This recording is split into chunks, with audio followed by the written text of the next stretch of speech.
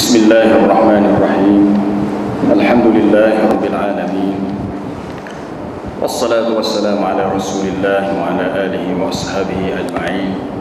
Subhanaka la ilma lana illa ma 'allamtana innaka antal alimul hakim. Wa tub 'alaina innaka antat tawwabur rahim. Qala rabbi shrah li sadri wa yassir li amri wahlul 'uqdatam min lisani yafqahu qawli. Allahumma 'allimna ma yanfa'una, Allahumma zidna 'ilma warzuqna fahma. Amma ba'd. Alhamdulillah, setelah seminggu cuti hari raya, malam ni kita masih diberi kesempatan oleh Allah Ta'ala untuk bersama dalam kuliah tafsir kita. Dan seterusnya malam ini sambungi kita ayat yang ke-10 dari surah Ar-Ra'd. A'udzu billahi minasy syaithanir rajim.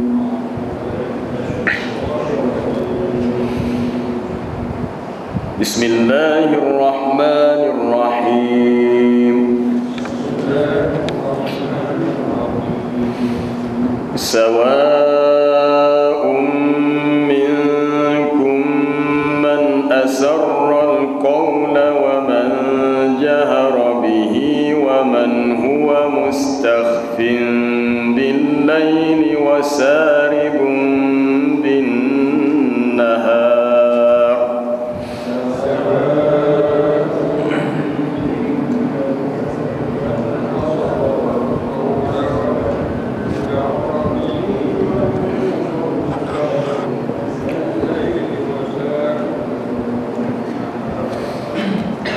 Lahu mu'aqibatun min bayni yadayhi wa min khalfihi yahfazunahu min amrillah.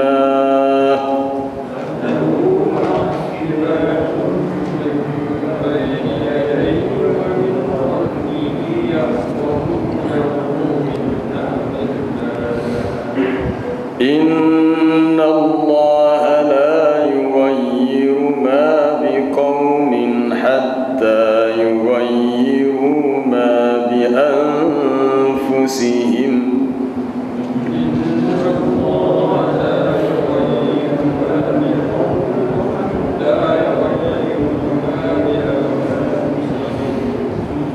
Wa idza arada Allah biqaumin su'an fala maradda lahu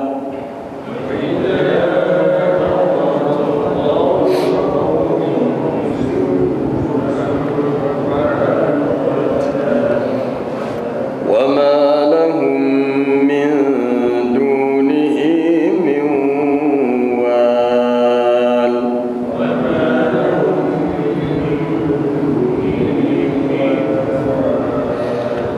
Sadaqallahul azim. Sawa'un minkum man asarra al-qawla wa man jahara bih. Sama sahaja bagi Allah, yakni sesiapa di antara kamu yang merahsiakan ucapannya,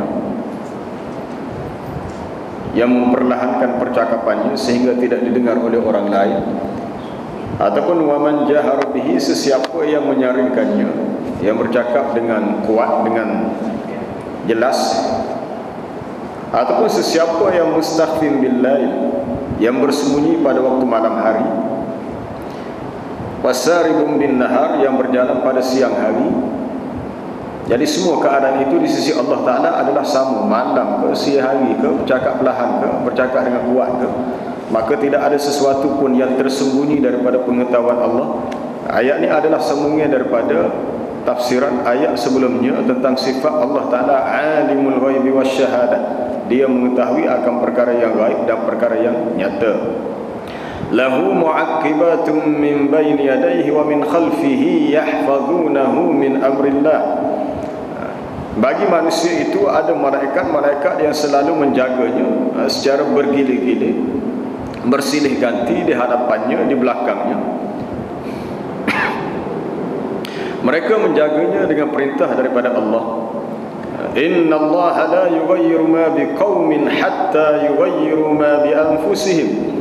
Sesungguhnya Allah Ta'ala tidak akan mengubah keadaan sesuatu kaum sebelum mereka yang berkenaan mengubah keadaan mereka sendiri. Wa idza arada Allahu biqaumin su'an fala maraddalah. Dan apabila Allah Ta'ala menghendaki keburukan terhadap sesuatu kaum, maka tidak ada sesiapa yang dapat menolaknya. Wa ma lahum min dunihi min wal, dan tidak ada pula pelindung bagi mereka selain daripada Allah. Ayat yang ke-10, Allah Ta'ala menyatakan sawa'um minkum, sama sahaja dari antara mereka, sama ada yang asarra qawlahu wa akhfahu, yang menyembunyikan perkataannya atau menyaringkannya, maka dia yang bersifat maha mendengar, tidaklah tersembunyi kata-kata itu daripadanya walau sedikit pun. Kita kecek kohor, kita kecek derah, orang lain dengar, aku tak dengar, Allah Ta'ala mendengarnya. Ayat ini sama dengan ayat dalam surah Al-Mulk, wa asirru qawlakum aw ijharu bih. Sama ada kamu memperlahankan kata-kata kamu atau kamu menyaringkan ia, sama ada kamu bercakap dengan suara yang sangat perlahan ataupun sangat kuat, maka di sisi Allah Ta'ala adalah sama.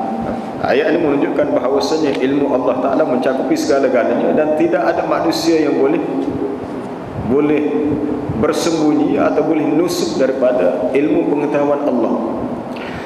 Baik, kita bercakap ni ada dua bentuk. Sama ada percakapan yang baik, percakapan yang buruk. Kalau kita nak susuk, nak sembunyi daripada Allah Ta'ala, maka Allah Ta'ala tidaklah dapat kita bersembunyi daripadanya. Hatta perkataan yang terlintas dalam hati, walaupun tidak dizahirkan dengan lisan, dengan kata-kata, itu pun Allah Ta'ala tahu. Apa sahaja terlintas dalam hati kita, walaupun kata-kata itu adalah hadithun nafsi. Hadithun nafsi ni maknanya monolog, tidak dialog. Dialog ni sama ada kita bercakap dengan orang lain, orang lain itu seorang, dua orang, tiga orang, lebih. Monolog ni kita seorang, kita memikir seorang. Maka dalam berfikir itu keluarlah perkataan, cuma tidak dizahirkan secara lisan. Perkara itu terlintas dalam hati kita. Boleh jadi hak terlintas tu benda hak baik, atau boleh jadi benda hak buruk. Benda hak baik, hak buruk ni peringkat awal zaman sahabat dulu, apabila turunnya ayat lillahi ma fis samawati wa ma fil ard, bagi Allah Ta'ala segala yang di langit dan di bumi, wa in tubdu ma fi anfusikum aw tukhfuhu yuhasibukum bihillah. Sama ada kamu menyatakan apa yang tersembunyi dari kamu. Makna nyata ni makna orang tahu, secara perkataannya orang dengar. Al-tukhfu, atau kamu sembunyikan, nescaya kamu akan dihisap oleh Allah. Lalu timbullah rasa takutlah. Sahabat rasa, kalau dari hati, lidah dari hati pun Allah Ta'ala hisap juga, beratlah kita. Macam mana kita nak buat ni? Sebab mungkin kita tidak mampu untuk mengelak daripada keluarnya lintasan-lintasan niat-niat yang tidak baik dari hati, terlintas benda tidak baik. Lalu Rasulullah kata, adakah kamu mahu menjadi seperti Bani Israel yang mengatakan sami'na wa asaina, kami dengar dan kami melawan. Bahkan taklah kamu berkata sami'na wa ata'na. Lepas itu lah ayat berikutnya, amana ar-rasul bima unzila ilaihi min rabbih wal mu'minuna kullun amana billahi wa malaikatihi wa kutubihi wa rusulihi la nufarriqu baina ahadin min rusulihi wa qalu sami'na wa ata'na ghufranaka rabbana wa ilaikal masir. Bila tu ayat ni sahabat kata alhamdulillah, hisab itu hanya perkara hak luar, hak percakapan dalam hati yang Allah Ta'ala tidak dengar, yang kita tidak buat, sekadar terlintas saja atau sekadar sebut saja dari hati, tidak sebut luar. Kalau terlintas yang tidak baik, maka tidak dikira dosa. Sebab hadithun nafsi, monolog, percakapan diri kita dalam hati kita itu dikira suatu qasad ataupun niat. Cuma niat itu belum dizahirkan, dipanggil niat yang tidak ditakyinkan. Maka itu dimaafkan. Itulah ayat selepasnya, la yukallifullahu nafsan illa wus'aha. Allah Ta'ala tidak mentaklifkan seseorang kecuali mengikut kemampuannya. Laha ma kasabat wa alaiha maktasabat. untuknya pahala daripada kebaikan yang dia buat, dan dia mendapat dosa dari kejahatan yang dia buat. Sama ada perbuatan ataupun perkataan. Baik, perkataan yang kita sembunyikan. Sembunyi ni ada dua. Sama ada kita kecek kohok, orang yang tak dengar, kita bisik. Bisik ni disebut dalam bentuk at-tanaji bainal ithnaini, berbisik antara dua orang. Bila kita berada dalam satu majlis yang secara kebetulan ada 3 orang sahaja, Nabi SAW melarang kita berbisik. A tak boleh bisik dengan B dalam keadaan C duduk jauh, tengok orang bisik, mungkin dah mula dekat cah aku boleh kan. Melainkan C kena jangan duduk dekat sekali sehingga dia tahu apa yang A bisikkan kepada B. Kalau nak bisik A nak bisik dengan B, pastikan depan dia tak ada siapa-siapa. Ataupun boleh sekiranya tempat yang ramai, tak boleh 3 orang. Kalau ramai lebih daripada 3, boleh jadi 5, 6, 7, maka itu diharuskan, cuma tidak digalakkan. Tapi kalau duduk 3 orang, kita bisik 2 orang, timbul sangkaan buruk. Walaupun orang bisik kata, hamba tidak kecek hademu, ataupun hamba tidak kecek benda tak mana, tidak kecek hamba, tidak buat dosa, tetapi Allah Ta'ala mengetahuinya, dan orang lain tak tahu, seorang lagi tak tahu, itu perlu kita raikan perasaannya dengan tidak berbisik di hadapannya, supaya tidak menimbulkan rasa sedih dan duka cita. Ia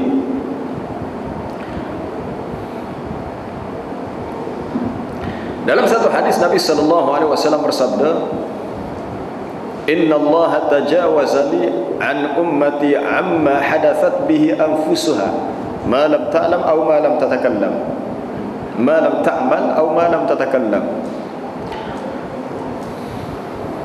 Hadis riwayat Ibnu Majah dalam Sunan. Sesungguhnya Allah Ta'ala memberi pelepasan. Memberi pelepasan maknanya memberi kelonggaran, tidak dikira dosa untuk umatku perkara yang diperkatakan oleh dirinya, selagi benda dia katakan itu tidak dilafazkan dengan perkataan yang boleh didengar, atau tidak dilakukan dengan perbuatan, sekadar terlintas dalam hati.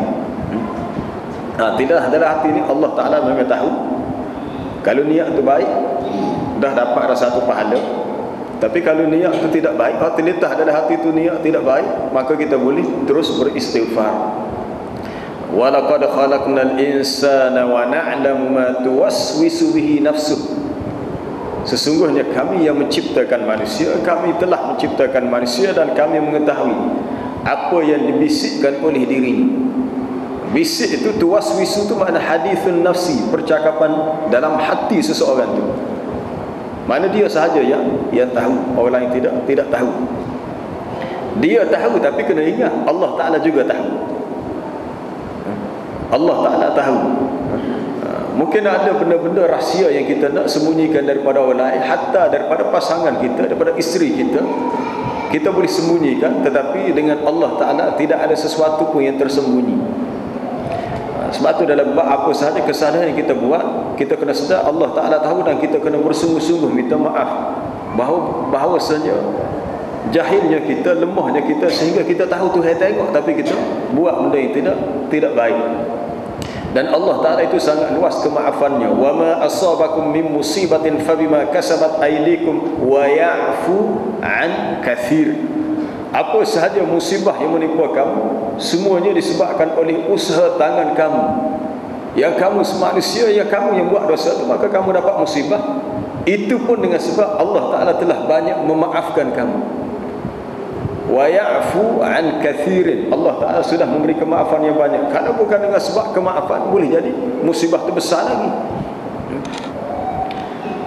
Jadi ayat ini menyatakan bahawasanya luasnya ilmu Allah Ta'ala, tidak ada suatu benda yang tersembunyi ataupun yang terang-terangan, lebih-lebih lagi maka dia mengetahuinya. Baik, kita melihat dari sudut perkataan yang tidak baik. Yang tidak baik, yang kita sembunyikan Allah Ta'ala tahu, yang kita nyatakan terang-terangan pun Allah Ta'ala tahu. Kedua-dua tu Allah Ta'ala tidak suka. Tetapi Allah Ta'ala lebih lagi tidak suka kalau secara kuat. Benda yang tidak molek kalau kita kecek kohon, dia dapatlah dia punya dosa tu, dia punya bahagia dosa, tapi markah dia kurang sikit berbanding dengan kalau perkara tu secara kuat ataupun secara lebih terang, lebih jelas. Dalilnya adalah ayat surah An-Nisa, la yuhibbullahu al-jahra bis-su'i minal qawli illa man zulim. Allah Ta'ala tidak suka kamu bercakap dengan terang-terangan akan perkara yang buruk kecuali orang-orang yang dizalimi. Ayat ini dalam juzuk yang ke-6, permulaan juzuk yang ke-6, dalam juz la yuhibbullahu al-jahra. Allah Ta'ala tidak suka secara terang-terangan as-su' minal qaul, benda yang buruk daripada perkataan. Mana perkataan yang buruk kalau nak kecek juga kena koh sikit. Sama ada hak buruk telah bentuk mencarut, kecek nyapung, ada unsur lucah, caci maki, apa bahasa yang kasar. Kalau sebut dan bentuk perlahan, kalau terpaksa sebut, melainkan bagi pihak orang yang merasakan dirinya dizalimi.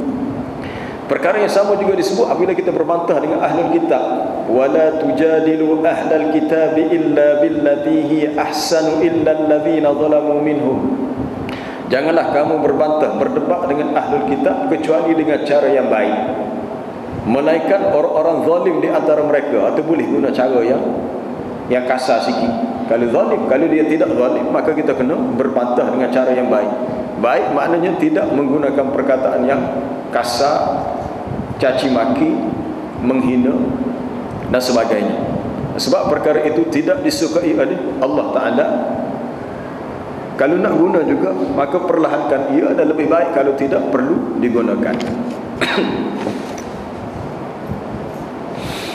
Daripada Aisyah radhiyallahu anha,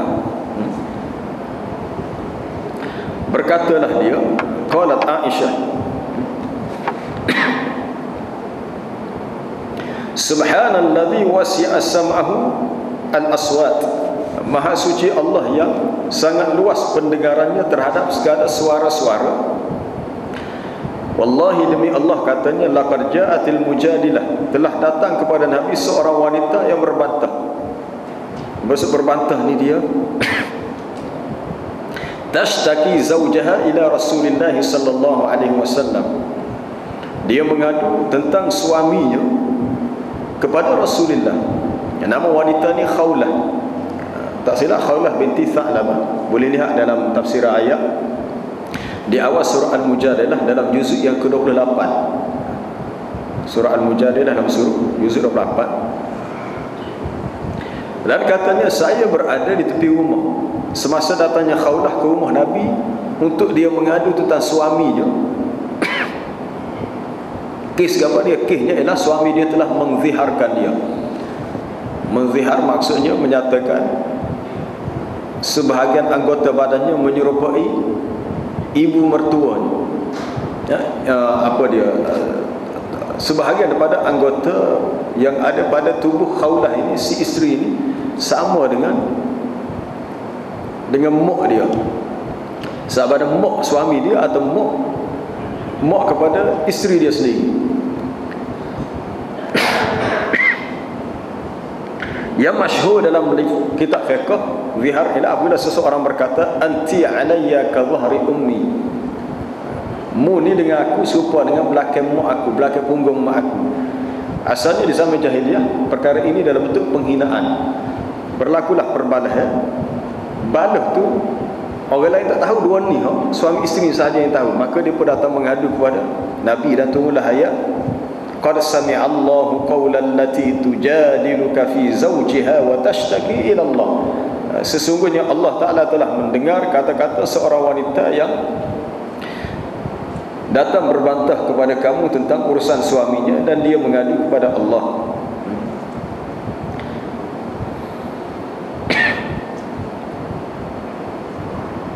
Jadi asalnya perkara ini tersembunyi, kemudian diceritakan kepada Nabi, dan Aisyah ada di tepi rumah dan dia mendengarnya dan dia mengetahuinya. Begitu juga waman huwa mustakhfin bil laili wasaribun bin nahar, dan sesiapa yang bersembunyi di waktu malam, Allah Taala juga mengetahui. Orang yang mukhtafin fi qa'ri baitihi fi dhalamil lail, yang tersembunyi dalam bahagian dalam rumahnya pada waktu malam yang gelap. Duduk dalam rumah waktu malam gelap, orang tak ada, sama ada dia buat benda tu baik, benda buruk, maka Allah Ta'ala mengetahuinya. Maka Allah Ta'ala mengetahuinya. Dan seseorang yang melakukan keburukan, kejahatan, kalau dia ada iman, maka dia kena bertaubat, kena, kaedahnya apa-apa keburukan yang kita buat, dia kena segera sesuli dengan kebaikan. Sama ada kita istighfar, kita semaya sunat taubat, kita baca Quran, kita banyak selawat. Nabi SAW berpesan kepada Muaz bin Jabal, ittaqillaha haitsuma kunta, ittaqillaha haitsuma kunta, bertakwalah kepada Allah di mana sahaja kamu berada. Wa atbi'il hasanah wa atbi'is sayyi'atul hasanah tamhuha, ikutilah keburukan itu dengan kebaikan supaya dia boleh memadamkannya. Lepas buat benda jahat, benda tak molek, terus ganti dengan benda yang baik. Sama ada kita membanyakkan amalan sunnah atau kita membanyakkan istighfar, sekurang-kurangnya keburukan yang kita buat itu sudah dapat dipadamkan ataupun dikambus, bukannya dibiarkan berlalu begitu sahaja. Ataupun orang-orang yang saribun bin nahar, zahirun mashin fi dawin nahar, secara nyata dan jelas berjalan di waktu siang hari, maka kedua-dua keadaan di waktu malam yang gelap tidak ada orang melihatnya, ataupun di waktu siang hari yang cerah, tidak ada suatu keadaan pun yang tersembunyi daripada ilmu Allah. Ayat-ayat yang seumpama ini menunjukkan bahawasanya ilmu Allah Ta'ala muhit bi khalqihi, meliputi, mencakupi akan semua makhluknya. Tidak seruayak banyak ayat yang sebegini, cuma dia mari dengan lafaz yang berlainan, dengan uslub berlainan, tapi maksudnya sama. Seperti dalam surah Yunus yang telah kita baca dulu tafsirannya, ayat 61, wa ma takunu fi sya'nin wa ma tatlu minhu min qur'anin wa la ta'maluna min 'amalin illa kunna 'alaikum syuhudan iz tufiduna fi. Tidaklah kamu berada dalam satu keadaan dan tiadalah kamu membaca sedikit pun daripada Quran itu, dan tidaklah kamu melakukan apa amalan melainkan kami menjadi saksi ketika kamu melakukannya. Sama ada kita buat apa sahaja perbuatan, kita baca Quran ke apa sahaja, fi sya'nin, dimari dah bentuk isim nakirah, apa sahaja keadaan, maka Allah Ta'ala menjadi saksi bagi perbuatan kita itu. Kadang-kadang kita cuba bersembunyi daripada manusia, tetapi sebenarnya kita tidak boleh bersembunyi daripada Allah. Kalau orang-orang yang jahat, apabila dia melakukan kejahatan, dia cuba melihat ada tak orang tengok. Kalau seseorang itu yakin bahawasanya Allah Ta'ala sentiasa melihatnya, maka tidak perlu ada CCTV yang mengawasinya, sebab dia tahu Allah Ta'ala sentiasa melihatnya. Kadang-kadang seseorang yang melakukan keburukan, dia perhati orang ada ke tak, orang tak ada.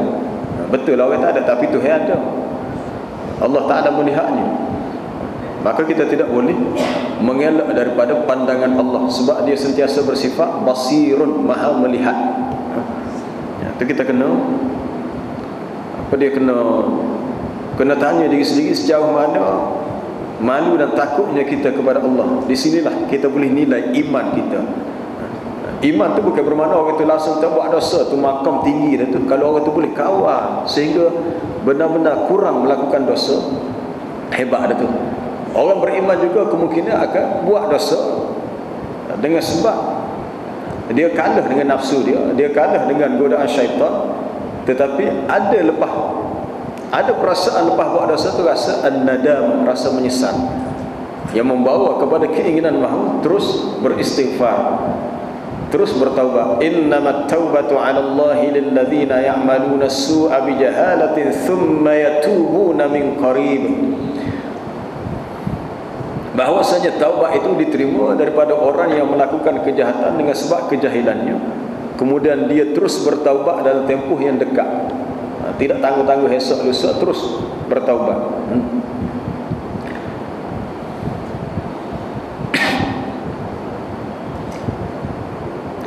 Lahu mu'aqqibatun min baini yadayhi wa min khalfihi. Selain daripada itu, tidak cukup dengan setakat ilmu Allah Ta'ala yang sangat besar, yang sangat luas.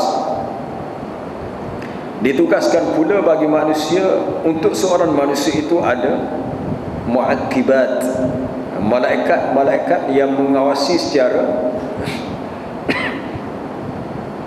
bersilih ganti.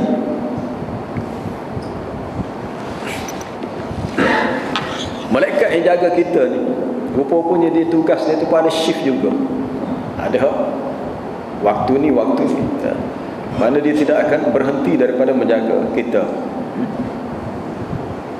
Iaitu bagi manusia itu ada malaikat hafazah, malaikat penjaga.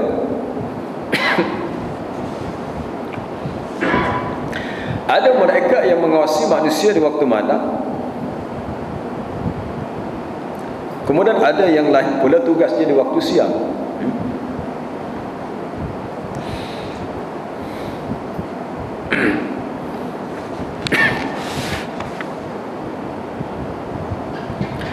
Malaikat hafazah ini mempunyai wazaif, beberapa tugas ataupun apa dia punya kerja dia, seperti hifzul insan fil laili wan nahar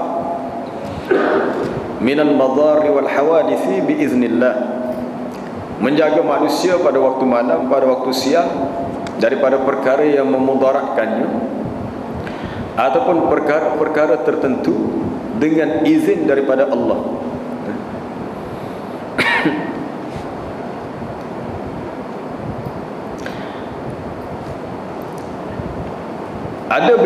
Ada sebanyak 2 malaikat yang menjaga kita, yang lazimnya malaikat apa dia, raqib atid, yang jaga sebelah kanan dan sebelah kiri. Kemudian ada pula yang lain, min waraihi wal akhar min qudamihi, daripada belakang pun ada, daripada depan pun ada. Jadi mana malaikat ni semua sekali ada 4, kiri kanan depan belakang. Raqib atid itu betul lah. Itu 2 dah. Ma yalfizu min qaulin illa ladaihi raqibun atid. Tidak ada suatu lafaz perkataan yang keluar daripada mulut manusia melainkan ada raqib atid yang menulisnya. Lepas tu mu'aqqibat ni pun ada pula jaga min baini yadayhi wa min khalfihi, daripada depan, daripada belakang. Dan semuanya ada 2, ithnani 'anil yamin wasyimal, 2 tu sebelah kanan, sebelah kiri, yang kedua-duanya menulis amalan manusia. Jadi kalau dicampur semua sekali, ayat adalah surah Qaf berhubung dengan raqib atid, dan ayat sebelah surah Ar-Ra'd mu'aqqibat. Bilangan malaikat yang menjaga setiap manusia adalah 4 amlakin bin nahar wa 4 akharina bil lail. Ada 4 malaikat yang jaga pada waktu siang hari, waktu malam pula ada 4 pula, secara bersilih ganti. Waktu siang ada 4, waktu malam ada 4, dan kedua-duanya menjaga dan menulis. Sebagaimana yang diriwayatkan dalam hadis yang sahih dalam Sahih Bukhari, yata'aqabuna fikum malaikatun bil lail wa malaikatun bin nahar, akan datang bersilih ganti malaikat pada kamu di waktu malam dan juga di waktu siang. Malaikat waktu siang, waktu malam ni mari secara bersilih ganti. Mujur kita tak nampak, kalau kita nampak kata kerja buat, mungkin kita kata payahlah buat kerja, kata malaikat ada duduk jaga sekali. Tapi oleh kerana malaikat ni alam ghaib yang kita tidak nampak, dia nampak kita, betul lah dia nampak kita, kita tak nampak dia, maka kita pun sudahlah buat apa yang kita nak buat. Tetapi ada yang mengawasi, menjaga kita, waktu malam pun ada, waktu siang hari pun ada. Biasanya kedua-dua malaikat ini, malaikat bertugas waktu malam, waktu siang, yajtami'una, berhimpun pada salat subuh, pada waktu salat subuh. Berhimpun maksudnya di atas muka bumi, fi salati subhi, Dan juga pada waktu petang, salatil asri, pada waktu pagi, semasa semai subuh, dan waktu petang semasa ketika salat asar. Fayas'adu ilaihi alladzina batu fikum, maka naiklah ia kepadanya ketika orang-orang di atas muka bumi ini sedang tidur. Allah Ta'ala bertanya, padahal dia lebih mengetahui. Malaikat Allah Ta'ala tanya kepada malaikat, kaifa taraktum ibadi, bagaimana kamu tinggalkan hamba-Ku wahai malaikat? Lalu mereka berkata, atainahum wa hum yusallun, kami datang kepada mereka sedang salat. Kami datang kepada mereka ketika mereka sedang menunaikan salat. Wa taraknahum wa hum yusallun, ketika kami meninggalkan mereka juga mereka sedang salat. Malaikat bertugas siang, dia tunggu waktu pagi. Masa dia tunggu waktu pagi, tengok manusia tengah semai subuh. Waktu petang sebelum dia naik ke langit, dia melihat orang-orang yang beriman sedang salat asar. Malaikat yang bertugas waktu malam pula, dia turun ke bumi, tengok manusia sedang salat waktu asar, atau boleh jadi waktu maghrib, bergantung kepada waktu dia turun lah. Cuma disebut waktu petang. Kemudian dia akan naik pada waktu pagi. Tapi waktu paling banyak waktu pagi lah. Waktu pagi, sehingga salat subuh disebut wa Qur'anal fajri, aqimis salata liduluki syamsi ila wasakil laili wa Qur'anal fajr, inna Qur'anal fajri kana mashhuda. Dirikanlah salat kerana gelincirnya matahari, salat zuhur, salat asar, ila wasakil lail, sehinggalah maksud waktu malam, salat maghrib, salat isyak, wa Qur'an al-fajri, dan juga bacaan Quran di waktu fajar, iaitu sembahyang subuh. Disebut Quran di waktu fajar sebab waktu subuh malaikat paling banyak. Malaikat bertugas waktu sehari ada di situ, waktu bertugas waktu malam pun ada di situ, menunggu giliran bertugas. Hak selesai ada waktu malam, maka dia akan naik ke langit pada waktu siang. Yang bertugas waktu siang akan turun ke bumi. Sebab tempat malaikat ni adalah di langit. Tempat tinggal malaikat di alam tinggi di langit. Di langit ni cukup banyak malaikat. Dalam hadis Sahih Bukhari disebut, tidak ada satu tempat di langit kalau kita letak tapak tangan, pasti ada di situ malaikat yang sujud, meletakkan dahinya kerana sujud kepada Allah. Sehingga langit itu terasa seperti benda yang sangat berat.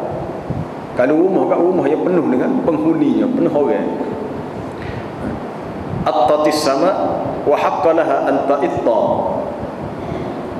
Langit itu seperti bunyi yang sangat kuat kerana padat dengan malaikat yang begitu banyak.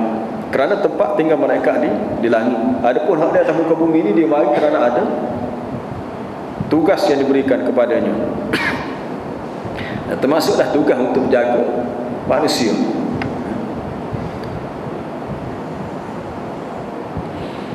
Tapi dia jaga-jaga. Kalau nak jaga penjagaan yang bersifat khusus, kita kena bersungguh untuk jaga apa dia? Jaga segala perintah-perintah Allah. Kalau kita jaga sungguh-sungguh, jaga solat kita, jaga segala amalan-amalan sunnah kita buat secara istiqamah, mengawasi diri untuk tidak melakukan dosa, maka kita dijamin akan dipelihara oleh Allah Ta'ala dengan cara ditugaskan malaikat. Ditugaskan malaikat untuk mengawasi kita. Sama ada kita minta tak minta, malaikat tak akan jaga kita.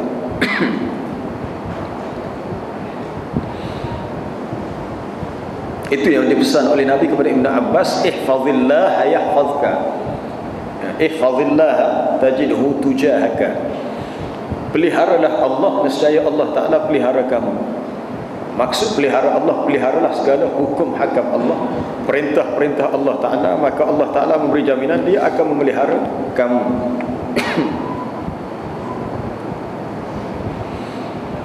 Malaikat itu menjaga manusia baik tadi yang dia naik waktu petang, waktu pagi. Dalam hadis yang lain disebut,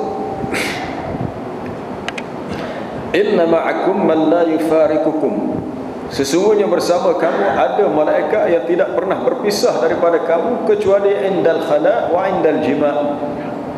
Fastahyuhum wa akrimuhum. Malaikat ketika kamu bersendirian dalam bilik air untuk qada hajat, masa tu yang malaikat tak ikut sekali.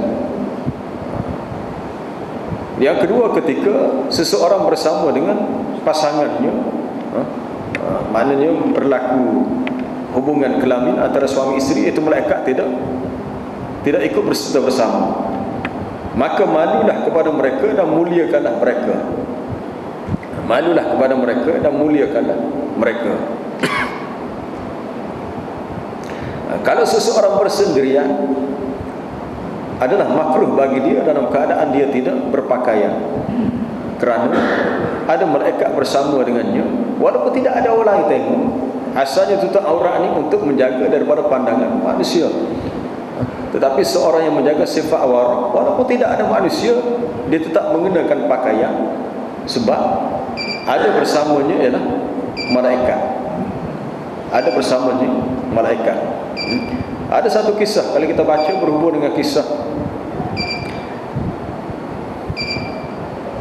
Aisyah radhiyallahu anha.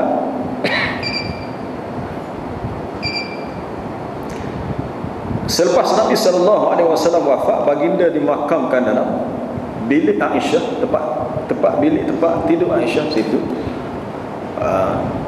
Kemudian setelah Abu Bakar meninggal radhiyallahu anhu, dimakamkan sebelah Nabi dalam rumah tu juga. Dan apabila meninggalnya Khalifah Umar, sebelum tu dia minta izin dengan Aisyah, kalau dia meninggal, dia nak dikebumikan sebelah Nabi dan sebelah Abu Bakar As-Siddiq. Baik, semasa sebelum kematian Khalifah Umar Al-Khattab, Aisyah masuk dalam rumah dia beritahu kepada dia menanggalkan kain tudungnya. Dalam rumah tak ada siapa dia. Adapun dua buah kubur yang ada, kubur Nabi itu suami dia kata, hak tu pula ayah dia. Tetapi setelah dimakamkan Khalifah Umar, sebelah tu ada tiga, dia masuk dalam rumah boleh pakai tudung. Dalam rumah boleh pakai tudung. Walaupun kita kata apa kata orang hidup dengan orang mati, tapi seolah-olah dia merasakan bahawasanya adalah lebih baik dia menutup auratnya, walaupun tidak dilihat oleh orang yang sudah mati, sebab ada dalam kubur di situ. Itu ada dalam kisahnya, ada dalam riwayat yang menyebut begitu. Apatah lagi kalau seseorang itu dengan malaikat yang ada di kelilingnya. Untuk perbandingnya mudah kita faham.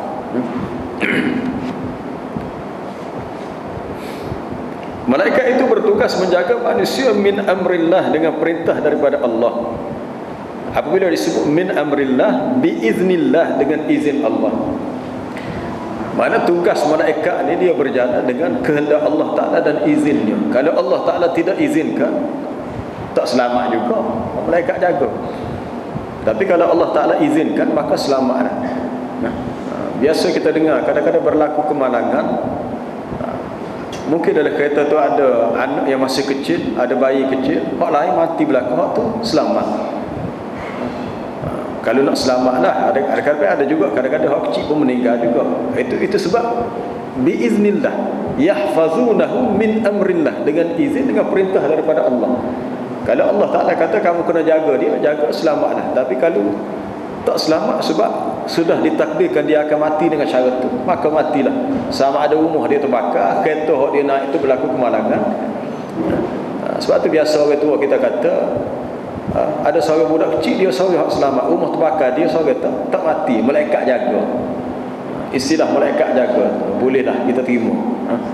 Malaikat jaga biiznillah, dengan izin Allah. Yahfazunahu min amrillah. Malaikat menjaga manusia dengan perintah daripada Allah, dengan keizinannya. Iaitu dia menjaga manusia dengan sebab an amrillahi lahum bidzalik, dengan perintah Allah Ta'ala untuk mereka. Iaitu memelihara manusia daripada mendapat apa-apa kesusahan apabila dia mendapat dosa, ataupun apabila manusia buat dosa, Allah Ta'ala pelihara Allah Ta'ala perintahkan kepada malaikat supaya pelihara orang ni, supaya tidak terus dikenakan hukuman untuk dia, dengan cara didoakan kebaikan untuk dia dan diminta supaya ditangguhkan hukuman baginya. Salah satu doa mereka ialah alladzina yahmiluna al-'arsha wa man hawlahu, malaikat-malaikat yang menanggung arasy Allah, wa man hawlahu, yang berada di sekitarnya.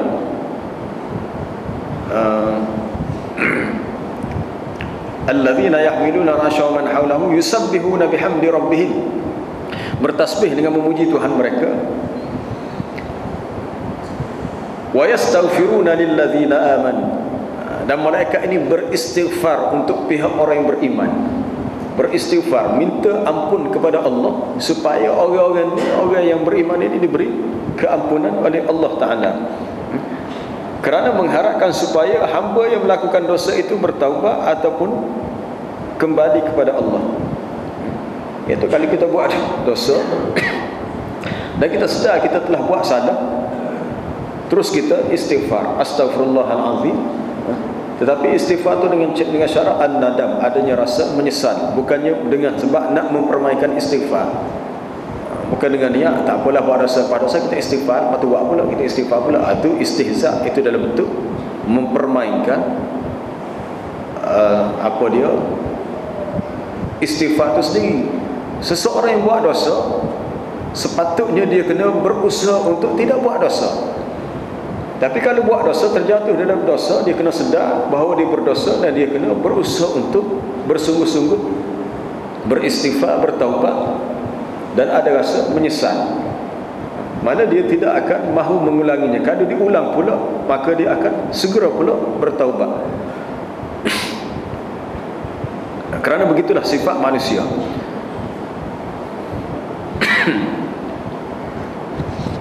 Inna Allah la yughayyiru ma biqaumin hatta yughayyiru ma bi anfusihim. Sesungguhnya Allah Ta'ala tidak mengubah nasib satu kaum sehinggalah mereka mengubah nasib mereka sendiri. Biasanya ayat ni biasa kita dengar bila seseorang itu cuba melihat tafsir ayat ni dari sudut, kalau kita miskin kita tidak akan bertukar jadi kaya kalau kita tidak berusaha untuk jadi kaya. Sebab kita melihat ma biqaumin, ma tu kita melihat dari sudut yang negatif.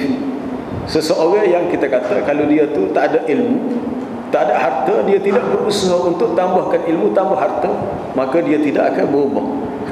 Sebenarnya perubahan yang dimaksudkan hatta yughayyiru dua-dua sekali, sama ada daripada positif kepada negatif ataupun daripada negatif kepada positif, dua-dua sekali.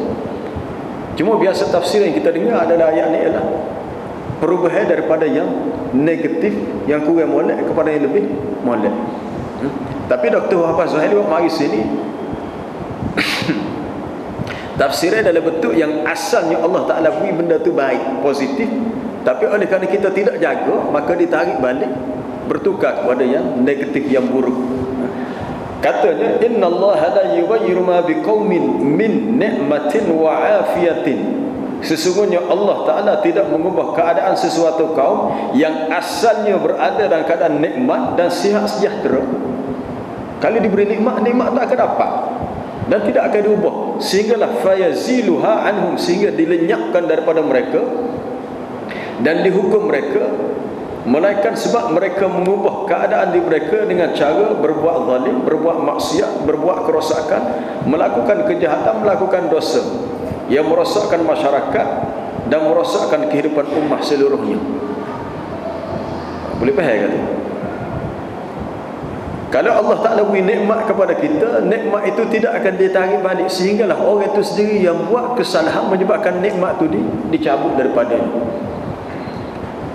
Biasanya ayat ini maknanya terjemah dia punya tafsiran dia dari sudut kalau asalnya positif tidak akan bertukar jadi negatif kecuali kita sendiri yang ubah jadi negatif. Tapi oleh kerana kita melihat tafsiran satu sudut, kita nampak kalau kamu miskin, kamu tidak akan jadi kaya, sehingga kamu berusaha untuk mengubah kemiskinan kamu. Itu yang negatif ke positif. Kita tak nampak tafsir ayat ni. Kalau seseorang tu kaya dah, kaya dah. Janganlah kamu buat perkara maksiat atau buat dosa kerana dikhawatiri Allah Ta'ala tarik balik kekayaan kamu sehingga kamu jatuh papuk ke dalam. Tak ada orang tafsir gitu. Sebab kita melihat tafsir ada sudut yang sebelah sudut, ya itu dia sudut ubah daripada negatif kepada positif. Ataupun seseorang yang asalnya dia sudah belajar, dia sudah berilmu, tetapi dia tidak menjaga ilmunya, dan tidak mustahil Allah Ta'ala mencabut semula ilmunya sehingga dia menjadi orang yang seolah-olah jahil semula, tak ada ilmu pun. Itu tidak mustahil, kerana apabila ditarik ilmu, kita akan rasa seperti kita tak tahu apa-apa walaupun asalnya kita sudah tahu. Kalau seseorang itu jaga sungguh-sungguh, maka dia akan nikmat itu akan diberi oleh Allah Ta'ala. Nikmat ni banyak, nikmat harta benda, nikmat sihat. Kalaulah kita diberi nikmat kesihatan, maka nikmat sihat itu tidak akan dicabut oleh Allah Ta'ala, sehinggalah kita buat dosa-dosa kejahatan yang menyebabkan kita diuji dengan penyakit, hilang sihat. Apabila usia kita menikah, mungkin sampai kepada peringkat kita akan jadi nyanyuk ataupun lupa ingatan. Cara untuk mengelak daripada nyanyuk, kata seorang ahli tafsir bernama Mujahid dalam tafsir Jalalain ketika mentafsirkan ayat, bila thumma nukhrijukum tifla thumma litablugu ashuddakum thumma litakunu syuyukha, dalam surah Ghafir atau pada surah Al-Hajj,